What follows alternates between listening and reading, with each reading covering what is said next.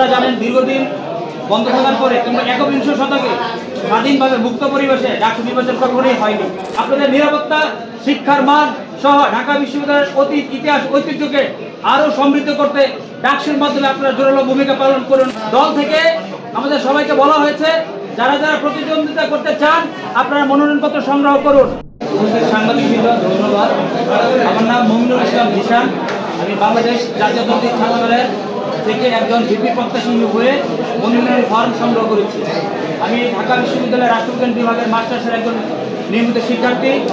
আমি আফ্রামনের আবাসিক একজন অনাবাসিক শিক্ষার্থী। আমি আসন্ন ঢাকা বিশ্ববিদ্যালয়ের শিক্ষার্থীদের প্রাণের দাবি তথা ডাকসু এই নির্বাচনে আপনারা জানেন দীর্ঘদিন বন্ধ থাকার পরে কিংবা একবিংশ শতকে স্বাধীনভাবে মুক্ত পরিবেশে ডাকসু নির্বাচন কখনোই হয়নি। 2019 সালে যে একটি একপাশে নির্বাচন হয়েছিল সেই নির্বাচনের কোনো লেভেল প্লেইং ফিল্ড ছিল না।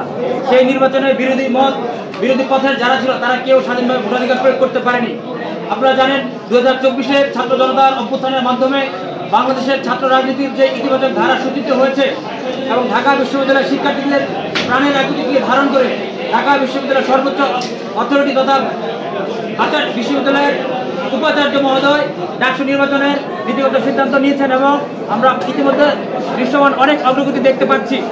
আমরা আশা করব ঢাকা বিশ্ববিদ্যালয়ের শিক্ষার্থীদের দীর্ঘদিনের প্রাণের দাবি যে ডাকসু আসন্ন সেই নির্বাচনে আপনারা দলমত নির্বিশেষে সকল প্রতিবন্ধককে উপেক্ষা করে আপনারা ভোট কেন্দ্রে আসবেন এবং আপনাদের নির্বাচিত ছাত্র নেতৃবৃন্দ আপনাদের ডাকসুর মাধ্যমে আপনাদের অধিকার, আপনাদের নিরাপত্তা, শিক্ষার মান সহ ঢাকা বিশ্ববিদ্যালয়ের অতীত, ইতিহাস, ঐতিহ্যকে আরও সমৃদ্ধ করতে ডাকসুর মাধ্যমে আপনারা জোরালো ভূমিকা পালন করুন বলে আমি আপনাদের কাছে বিশ্বাস করি এবং আশা পোষণ করি।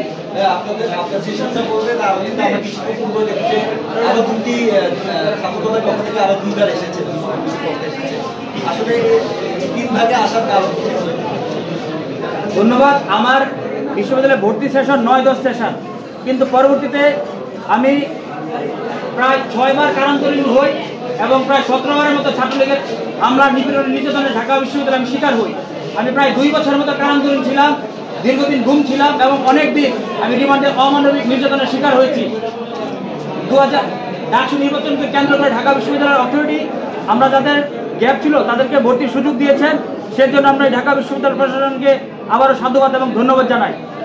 আর যে নানা ভাগে যেটা বলেছেন আসলে জিনিসটা তেমন না। আপনারা জানেন বাংলাদেশের বর্তমানে সর্বোচ্চ এবং সবচেয়ে বড় ছাত্র সংগঠনের নাম বাংলাদেশ জাতীয়তাবাদী ছাত্র দল। আমাদের এই দলে অনেক নেতৃবৃন্দ রয়েছেন যারা ডাকসুকে সামনে থেকে নেতৃত্ব দিতে চান, যারা ডাকসুর মাধ্যমে ভবিষ্যতে সুনাগরিক এবং সুনেতৃত্বহীন হয়ে জাতীয় রাজনীতির ভূমিকা রাখতে চান।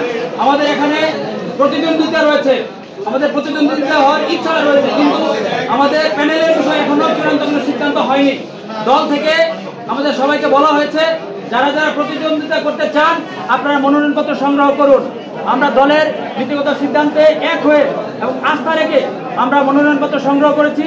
আমাদের প্যানেল নির্বাচন করার জন্য আমাদের সাবেক নেতৃবৃন্দ, কেন্দ্রীয় ছাত্রদল এবং ঢাকা বিশ্ববিদ্যালয়ের ছাত্রদলের সমন্বয়ে কাজ করা হচ্ছে এবং তাদের ঐক্যবদ্ধ সিদ্ধান্তে যে প্যানেল নির্বাচিত করা হবে ছাত্রদল মনোনীত ডাকসু প্যানেল, সেই প্যানেলকে বিপুল ভোটে জয়যুক্ত করার জন্য আমরা সকলে এক এবং অভিন্ন এবং ঐক্যবদ্ধ হয়ে নিরলসভাবে কাজ করব এবং এই ডাকসুকে আমরা আমাদের সাবেক তিনবারের প্রধানমন্ত্রী দেশনেত্রী বেগম খালেদা জিয়া যিনি গণতন্ত্রের জন্য দীর্ঘদিন লড়াই করেছেন, দীর্ঘদিন জেলে ছিলেন, তাকে এবং এই গণতন্ত্রের জন্য দুঃখিনী বাংলার জন্য যে লোক দীর্ঘ 7000 মাইল দূর থেকেও সকাল বিকাল রাত সব সময় প্রচেষ্টা করে যাচ্ছেন, আমাদের সেই নেতা দেশনায়ক তারেক রহমান এবং বিগত জুলাই এবং আগস্টে এই বাংলাদেশকে ফ্যাসিস্ট মুক্ত করতে যে সকল বীর শহীদরা তাদের রক্ত দিয়েছে, তাদের জান এবং জীবন বাজি রেখেছে, তাদেরকে আমরা উৎসর্গ করব।